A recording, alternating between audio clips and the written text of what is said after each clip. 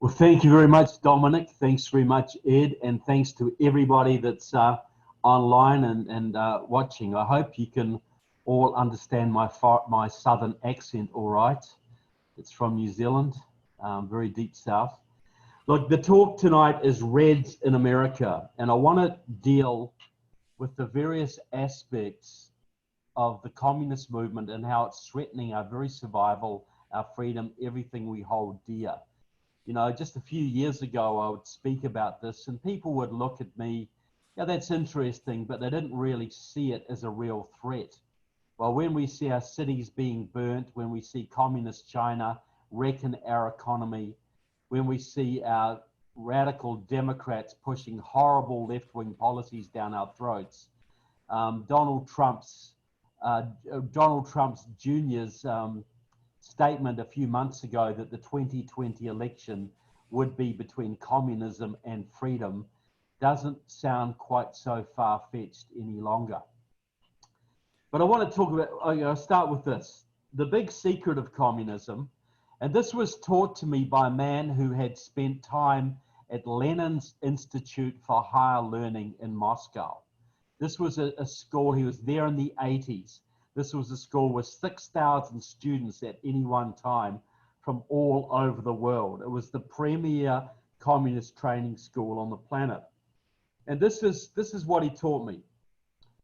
Most of what you see coming out of the American Democratic Party, out of the Canadian Liberal Party, the British Labour Party, the French Socialist Party, the German Social Democratic Party, actually originates out of Moscow or Beijing.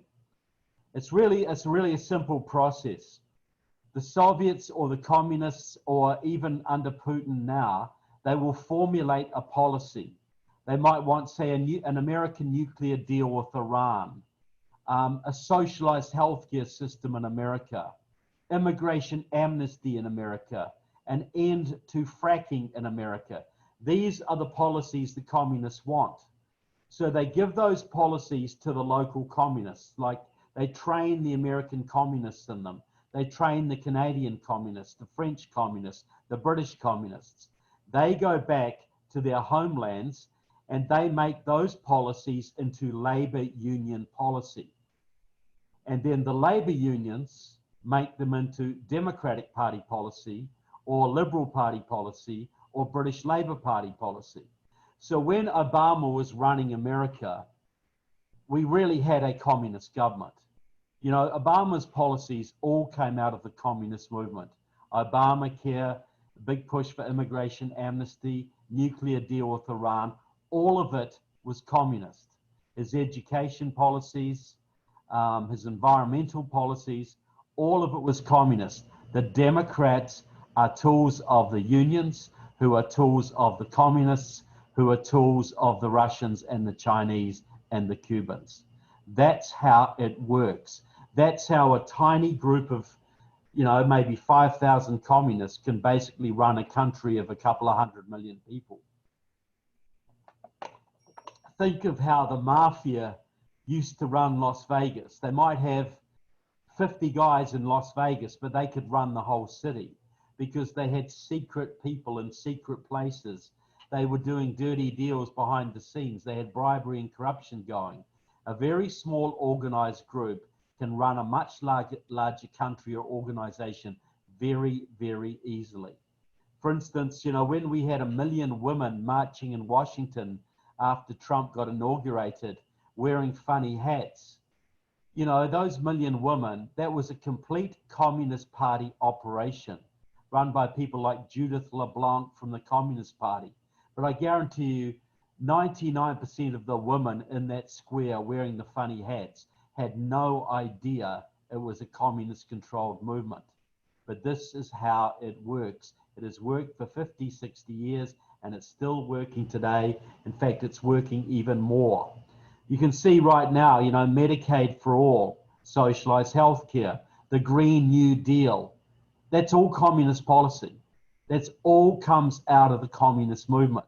But the Democrats put it out and say, this is our policy. They put their hand on their hearts and people will accept it when they wouldn't accept the same thing coming straight from the Communist Party or Democratic Socialists of America. So that's how they influence policy. And that's, you know, if you go to the Communist Party website, you'll see almost identical, probably identical policy to what you'll see coming out of the Democratic Party website. It's one follows the other. Now, how do they get this in here? How, you know, like the big thing that most people don't understand is, well, you know, communism fell 25 years ago or 30 years ago. How could it possibly be an issue in America today? Well, communism is like criminality. Communism is a form of political crime. And just like crime will always be with us, communism or some variant of it will always be with us too. Just because the Soviet Union collapsed doesn't mean that communism goes away. Just because you wipe out a couple of the big mafia families in New York, that doesn't stop the mafia. You know, you have to have an active anti-communist program going all the time. You know, it's not enough if your sheriff, if your town sheriff says, well, I don't fight crime, I just promote community well-being. Well, a lot of conservatives have the idea that we just have to promote free enterprise. We just have to promote the Constitution, then everything else will take care of itself. No, just like you need your police to be actively fighting crime, you need your government and your populace to be actively fighting communism all the time. It doesn't stop, it doesn't go away just because one of the big countries collapsed. Communism is now stronger on the planet than it was when the Soviet Union was at its heyday. It now controls America's universities, much of our churches, it controls Hollywood, it controls the Democratic Party, the labor unions, education, and most of the environmental movement, and most of the other major sectors of our society. You know, but we beat communism back in the 80s, right? No, we didn't. We pushed the Soviets into a major retreat. Reagan pushed them into a retreat, but then he didn't go and finish them off like you did with the Nazis in World War II. You basically you had your boot on their throat and you let them go, and then you gave them a whole bunch of money, and then you gave them most favored trading status, and you gave them a whole bunch of privileges because you thought they were our friends now, and now they're more powerful than they've ever been. Right now, communism in America is killing 30,000 kids a year with fentanyl from China. It is buying up your politicians. It's influencing your media and Hollywood. It has wrecked your economy with the deliberate spread of the COVID-19 disease, and it's burning your cities across the nation right now. But the good news is this: you can buy cheap toasters in Walmart. That's the deal you've been sold, folks. Let's open up to China. We'll make them our friends. They'll become like us. We'll give them all of our industry. We'll gut the Midwest. We'll just close our factories, move them all to China, and they'll be our friend.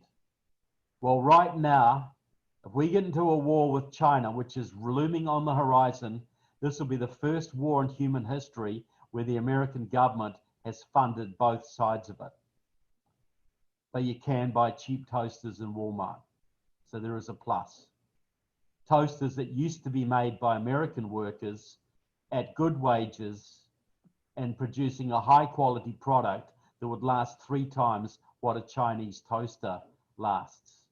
So that is the deal that the globalist Kissinger and the idiot Nixon sold to America. And Donald Trump, to his great credit, will turn that around. He wants to decouple from China, and it cannot come quickly enough. And we've got to give him the mandate to do that. He can do to China, communist China in the next term, what Reagan did to the Communist Party of the Soviet Union, but only Trump will actually finish the job. He will put them out of business for a very, very long time. And what a boon that would be to the world. A free China contributing all that culture, all that intelligence, all that enterprise to the world, serving good instead of evil. But we need to get another term of President Trump to make that a reality. Now,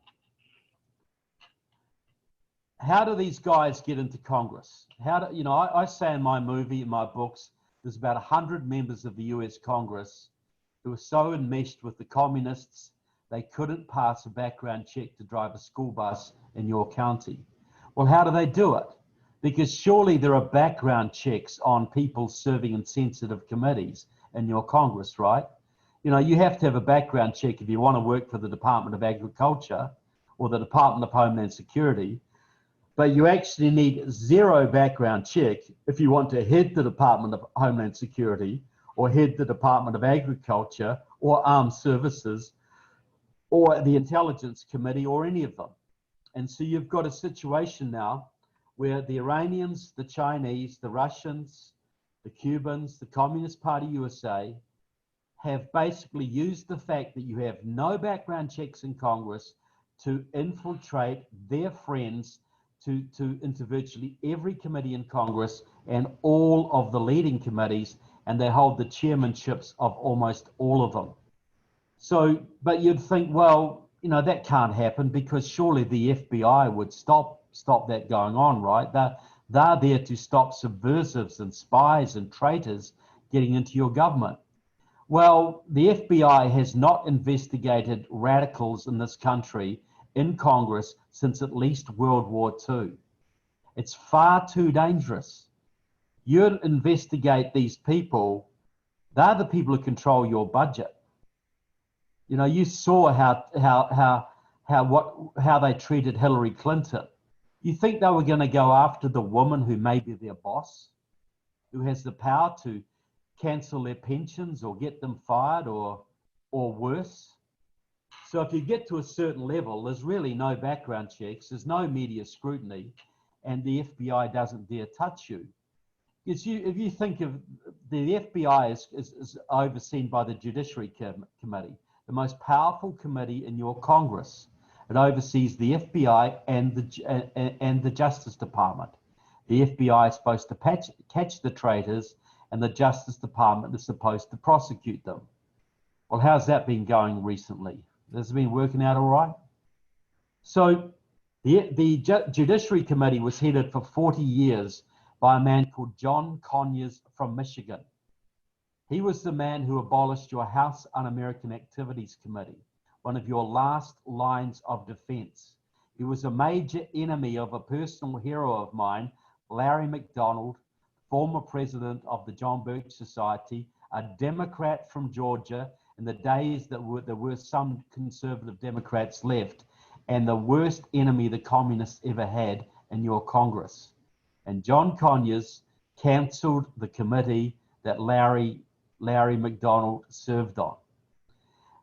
So John Conyers had a 50-year history with the Communist Party USA, 40 years with Democratic Socialists of America, and about 30 years with the Workers' World Party, which supports North Korea and Cuba and Iran.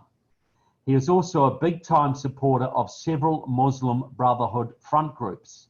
And we know that the Muslim Brotherhood is the father of ISIS and Al-Qaeda and Hamas, but in America it works legally through the Muslim American Society, Council on American Islamic Relations, etc.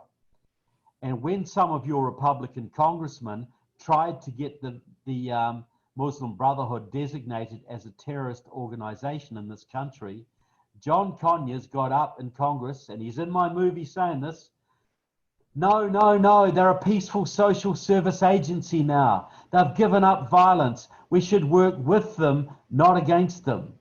John Conyers was a hardcore anti-American Marxist-Leninist, as hardcore as you can get people, yet he oversaw the FBI and the Justice Department.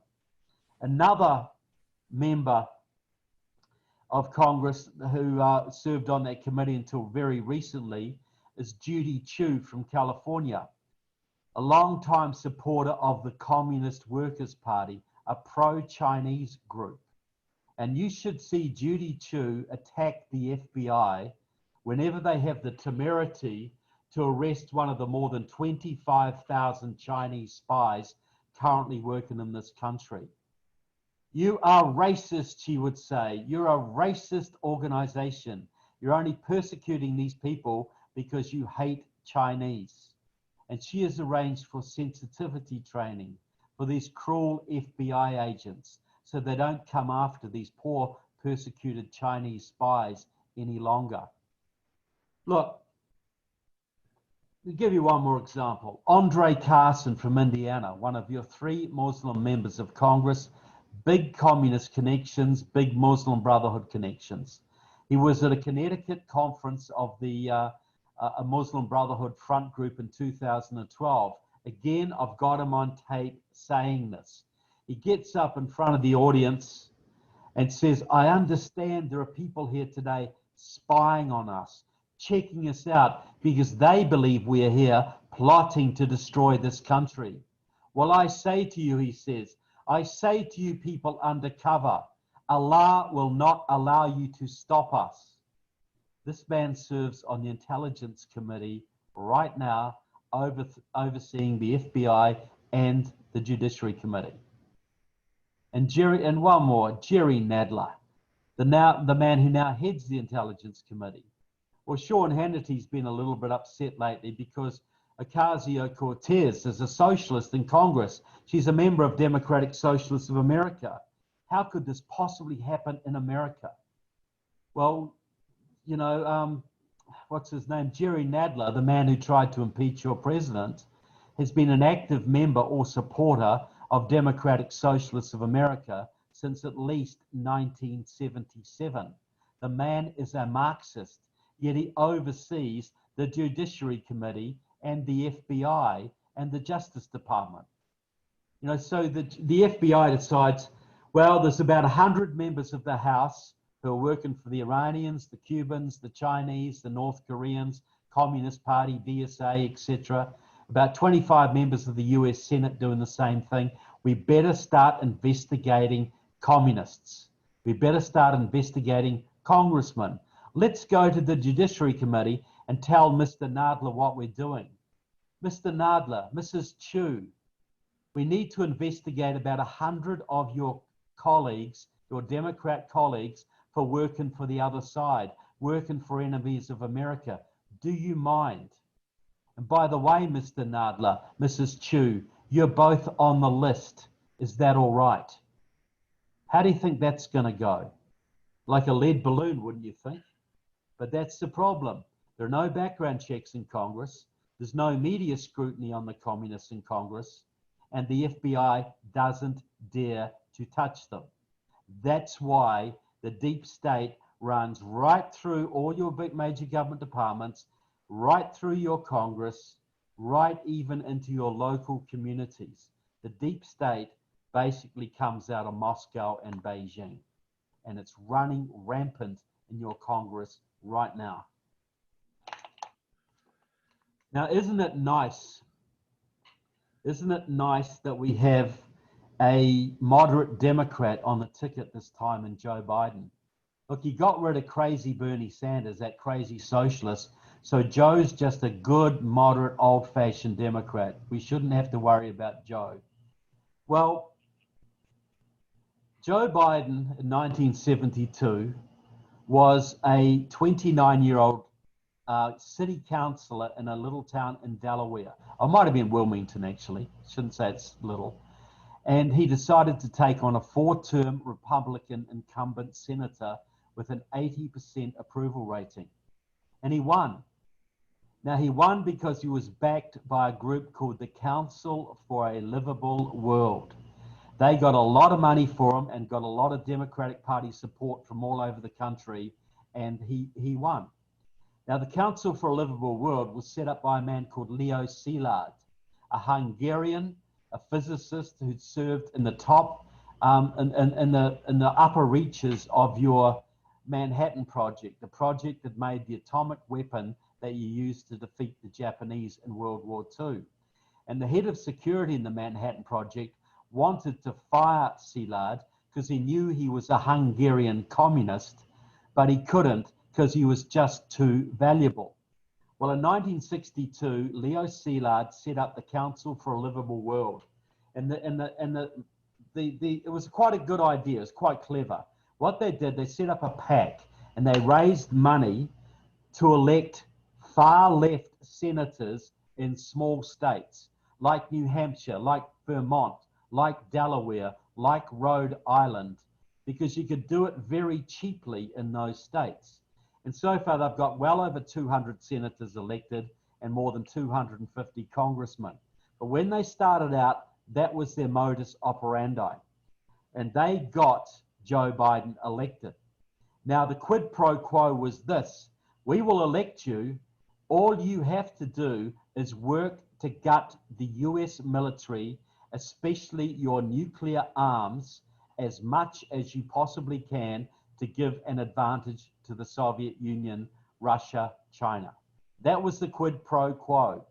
Now, it was revealed in 1994 by Pavel Sudoplatov, a former Soviet intelligence officer, that Leo Szilard was a fully recruited Soviet agent, and that Beria, Stalin's head of his KGB, had told Szilard to stop his spying and instead work publicly for US nuclear disarmament.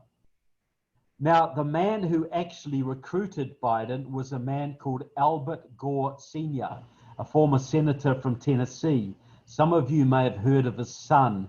He invented the internet and global warming. Well, Albert Gore Sr.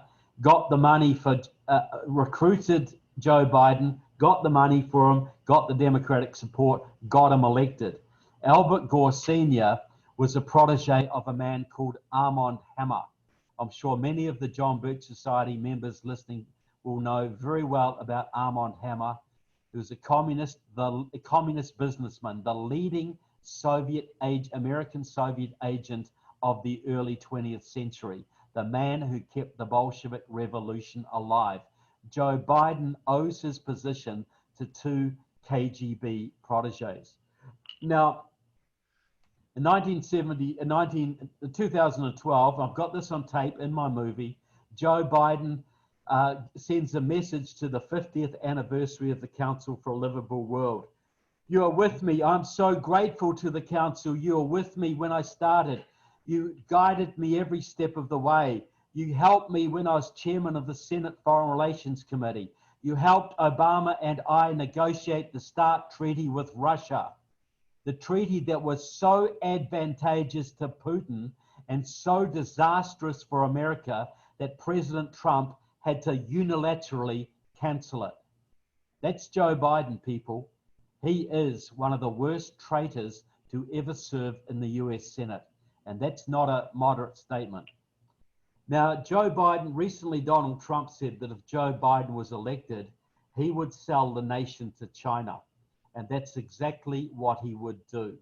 And he picked a great running mate in Kamala Harris to do that. Now, young Kamala, and according to the Washington Post, these are both moderate Democrats, right? Kamala's voting record is to the left of Bernie Sanders and Elizabeth Warren, but she's a moderate Democrat. Her parents were both members of the Afro-American Association, an organization that supported Che Guevara and Fidel Castro. Her father was an open Marxist who was recruited to Stanford University Economics Department in 1975 because they didn't have enough Marxists on the faculty, and he was a very prominent open Marxist, and they deliberately recruited him as a sort of affirmative action Marxist.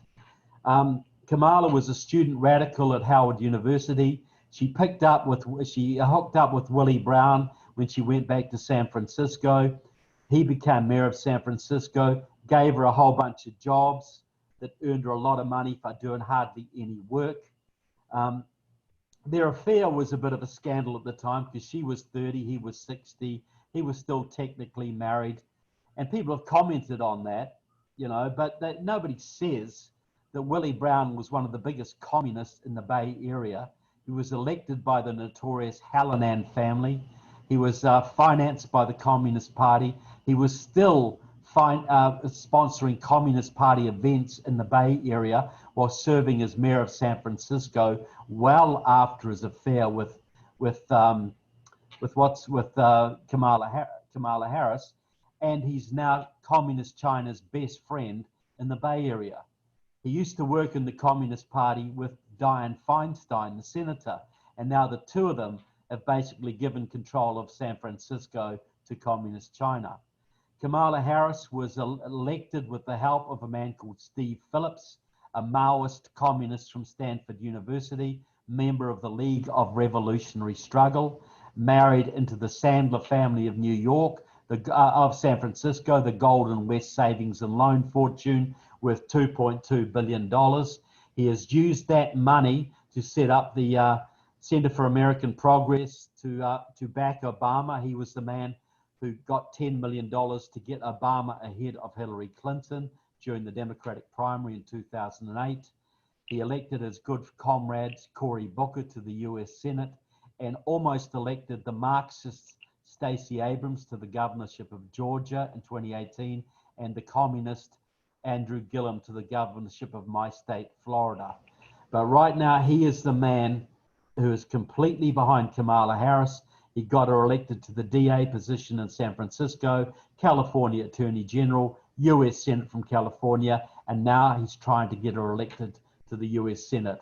Kamala Harris completely owes her entire career to pro-Chinese communists. And by the way, her husband, Doug Emhoff, his law firm deals almost exclusively with communist China.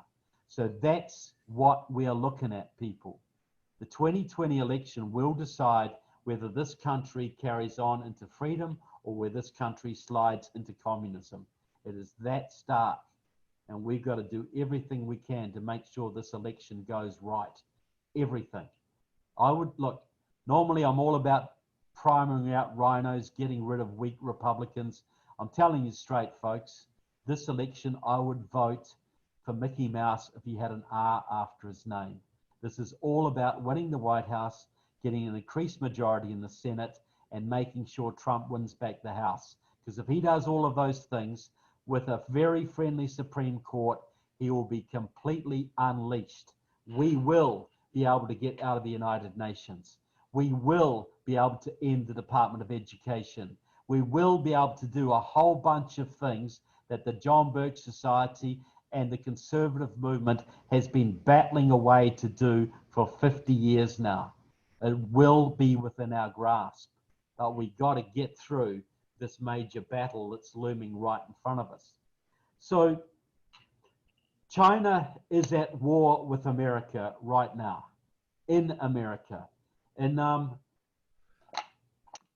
May of 2019, President Trump put tariffs on Chinese goods. And according to Xinhua News Agency, the official news agency of the Chinese Communist Party, we would basically, the response was to declare people's war on the United States. Now, some people thought, well, that just means they'll put tariffs on American goods, nothing to worry about. No, people's war is a Maoist term. It is every form of warfare except for direct military confrontation. Your army only marches when your enemy is already on its knees. It means flooding your enemy with counterfeit currency. It means flooding your enemy with drugs, buying up its politicians, spying on them, biological warfare, fomenting riots in your enemy's territory. Everything you can to subvert and bring your enemy to its knees before your soldiers even march. It all goes back to Sun Tzu. Defeat your enemy without fighting. And that's what China is trying to do now. Now, the COVID, and I'm telling you straight, the COVID and the riots were lined up for this year. Neither of them were accidental. They are both lined up for election year. Now, we know that the Chinese deliberately spread the COVID. One example being that in every year in Wuhan, they have a massive New Year celebration that goes on for a whole week in January. People come from all over the world to party up. It's like a Mardi Gras. And this year, the local authorities asked the Chinese Communist Party, should we cancel the event? And the Communist Party said, no, it goes ahead. So Chinese came from Australia, from Canada, from California, from New York, from Missouri, from Britain, from France, and they partied up for a whole week in the cauldron of the COVID, and they all went back to their home countries, and voila, the disease was everywhere. Now, normally when we have a pandemic or an epidemic, we quarantine the sick and everybody else just goes about their business and takes sensible precautions. When we had polio, we didn't shut down the economy, nor with typhoid, nor yellow fever, nor malaria, any, way more serious diseases than COVID. But this time we were told we couldn't do that because the World Health Organization told us that there was evidence of asymptomatic transmission, meaning people were transmitting without showing symptoms. And as we didn't have tests yet, we didn't know who had it. So we had to quarantine everybody and shut everything down. Now, it turns out that the World Health Organization has actually walked back that advice. There is no real evidence of asymptomatic transmission, but that's a little late. But we were panicked into doing it because President Trump was told there would be 2 million deaths. And he knew if he didn't shut down the economy on their advice and Fauci's advice, he would be blamed for every dead grandmother between now and the election. So he did. Well, it turns out the head of the World Health Organization is Mr. Tedros, who's an Ethiopian. And if you look at his CV, he was one of the leaders of that country's pro-Chinese, Marxist-Leninist Communist Party. The man loves communist China like a chocolate, people. He's completely in their pocket. Now, recently, Tucker Carlson had a man on his show called Brian Dean Wright, a former CIA officer and a Democrat. And Brian Dean Wright said, look, I'm so ashamed, Tucker. My party is following the Chinese line over COVID. It's working, it's following this shutdown thing. This is crazy. This is the Chinese line here. And Tucker said, well, why are they doing it? And he said, well, some of them are useful idiots, but I've got to believe many of them are paid Chinese agents. Like, people like maybe Judy Chu, maybe Adam Schiff, maybe Dianne Feinstein. And so this is very simple, What have the Chinese and the Democrats got in common? Well, A, they're both semi-communist, but B, they both hate Trump. Now, Trump gave the Chinese a caning on trade. He stood with the Hong Kong protesters. He supported the anti-communist candidate in Taiwan, and that candidate won. The Communist Party of China was losing face. And you have to understand, the Communist Party of China is basically run by 800 families.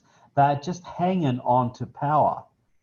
They could easily be overthrown by their own people if America stood on the right side of history, stopped propping them up, and started isolating them. They would be overthrown by their own people. So, when you lose face in China, you lose power not long after. And the communist Chinese understood if they didn't take down Trump, he was going to take them down. And that would not be pretty. They wouldn't get to go and live out their retirement like they did in Russia. They would be hung from lampposts. So the COVID was the first line of attack. And they pushed it and pushed it. The Democrat states have pushed it because they knew the longer they could keep the economy shut down, the more miserable they could make people, they would destroy Trump's major advantage, his great economy, and that would reduce Trump's chances of being elected. But it would do even more than that. Barack Obama, one of his many treasonous activities was to gut the US military. He made a huge mess of the military. Under Obama, he was building the Navy was building 9 ships a year, while the Chinese were building 50 or 60. Under Obama, no nuclear weapons were built, while the Russians are building hundreds per year. The Russians now have between 6 and 20,000 state-of-the-art nukes aimed at this country. while America has gutted its military to the point we don't even know that we have an effective nuclear deterrent at all. And I'm telling you straight, if Joe Biden is president, he will gut all of our intercontinental ballistic missiles. His Green New Deal will completely destroy the US military, completely. And guess who's going to rule the world from that point? So President Trump got into office knowing we were in grave danger. He set about immediately upping the military budget and restoring US military superiority. But you can only do that on the back of a strong economy. What happens when your economy is in the toilet? Already 31 Democrats, led by the pro-Chinese communist Barbara Lee from California, the woman who has been to Cuba 22 times, the only one coming close to her is Karen Bass from California, who's been there 16 times and was under serious consideration for Biden's VP. The mayor of Los Angeles accused her many years ago of smuggling Cuban weapons into Los Angeles to start a revolution. That's Karen Bass, who was almost your VP candidate, a former Black Panther, no less. And so the Democrats have written a letter demanding huge defense budget cuts in the next budget go-round because of COVID. If they succeed, people, China rules the planet. That's it. It's over. This COVID panic is a military operation to bring down your economy, bring down your president, and destroy the US military. That's what it's all about. And the Democrats are buying into it because some of them are traitors and all of them hate President Trump. Now, just as we were starting to recover, we get hit with all the riots. All because George Floyd died in Minneapolis? No, because two pro-Chinese communist parties, Liberation Road and the Freedom Road Socialist Organization, and the two films that I've given to Ed to distribute to you, lay this out in 8 minutes of viewing. They had this plan since 2016. The day that Trump was inaugurated, the head of Freedom Road Socialist Organization, Steph Yorick, vowed publicly to bring down the president by making America ungovernable. They are the ones who started the riots in Minneapolis. They burnt Kenosha, Washington. They attacked Houston, Dallas, Tallahassee, Tampa, Miami, and Jacksonville, Tucson, Arizona, and Los Angeles. The other group that was involved was a group called Liberation Road, another pro-Chinese Communist Party. They are the people that gave you Black Lives Matter. The three women who started that, Opal Tometi, Alicia Garza, and Patrisse Cullors, are all pro-Chinese communists. They also have connections to Palestinian terrorists, to the Venezuelans, and also even to a network of former East German communists who trained Bernie Sanders' top people. So you have this Black Lives Matter, which is a complete pro-Chinese communist front, directed, I believe, out of the Chinese consulate in San Francisco through a group called the Chinese Progressive Association, which set up a group called Asians for Black Lives, which is the partner group for Black Lives Matter, and which is headed by a man called Alex Tom, who is the best friend of Alicia Garza, worked with Alicia Garza since they were at college together back in the 90s, student radicals together. Black Lives Matter is a Chinese operation. So the Chinese wrecked your economy, and then they started burning your cities.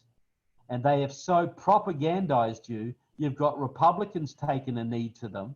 You've got big corporations giving them millions of dollars, and churches, bringing them into their churches and helping out their cause. This is a completely Chinese operation. Somebody says, how does the globalists fit in here? Well, Communist China, in my view, is the enforcement wing for the New World Order. It is the model for the New World Order. You know, the old Soviet-style communism was pretty clumsy. It didn't have much private business, especially not large private business. Modern communist China has all the bad features of Soviet Russia, but it has a more efficient economy because it has private business. But it has private businesses who are in partnership with the Communist Party and the People's Liberation Army. But this is the model for the Bill Gateses of the world. This is the model for the Bloombergs of the world, the insiders. They want a globalized system with complete top-down control, but they want a room for their businesses that work in conjunction with the government so that the peasants provide a labor force for them, but they can never rise out of their poverty and become a middle class and threaten their position of dominance. You know, communism has never been about redistributing the wealth.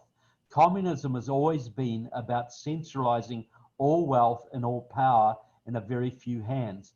That is why the globalists like the Henry Kissingers of the world have used American money to build China, because China is being set up to dominate the world and usher in the New World Order, which the globalists think they will control. Well, maybe they will, maybe they won't, but it'll be pretty miserable for us whichever way it goes.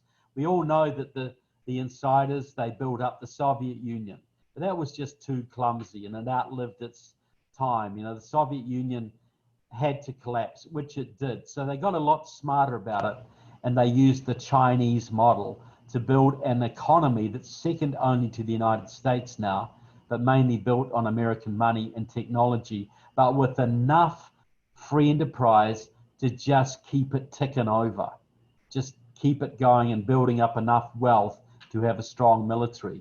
So I believe, you know, we're at war with communism now. We're at war with globalism. We're the Chinese are threatening us militarily. They're flooding our streets with drugs. They're stealing our secrets. They're buying up our politicians. They're propagandizing our youth. They're now wrecking our economy with COVID, and they're burning our cities. But I'll repeat the good news. You can buy cheap toasters in Walmart. That is the deal. That is the bargain we have struck for our own destruction. And we have got a president who has been tougher on China than any others and has a real plan to basically decouple from China in the next election cycle and bring the Communist Party of China down once and for all. Trump is a solution-oriented guy. He doesn't want to contain China. He doesn't want to get along with the Communist Party of China. He wants to finish the Communist Party of China. And we have a very rare opportunity to make that happen, and we have to seize it with both hands. Because if Joe Biden is elected president, Black Lives Matter will be your police force, and you will have China running this country into the ground, and they have no room for the people who are already here. They want to occupy this place themselves. So it's a pretty stark choice. You know, I think Trump getting elected was a bit of a miracle. It didn't save America. It gave us another shot. But it proved to me that God is not finished with this country yet. And I think there's a great future for this country if we can get through the next few weeks and the next few months. And they'll be very tumultuous.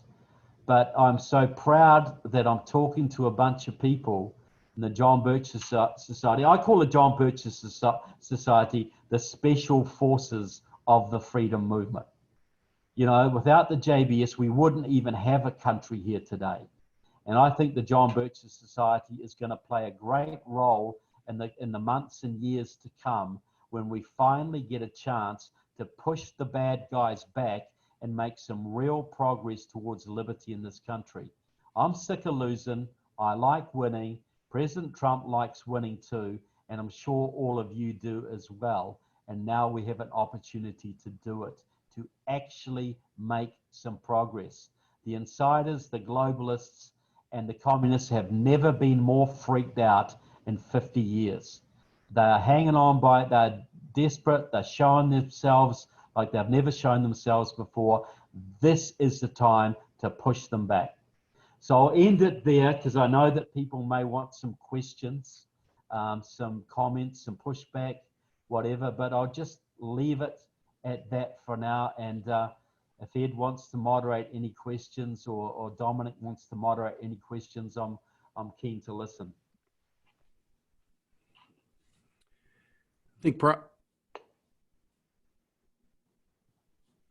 Okay, can you hear me, guys? Yes. You can hear me but not see me yet. All right, Correct. very good. Thank you very much, Trevor. It's a huge amount of information to take in, and some of your grasp of all these names and backgrounds is certainly something more than we have. And I'm really thankful that you've provided this information to us. I want to just close with a couple of things here, and I know Trevor has said that he has a meeting later this evening as well, and I want to just close with a couple of comments. I talked to our members a few weeks ago, and some of the things I said I'd like to just repeat here. The sobering message of the John Birch Society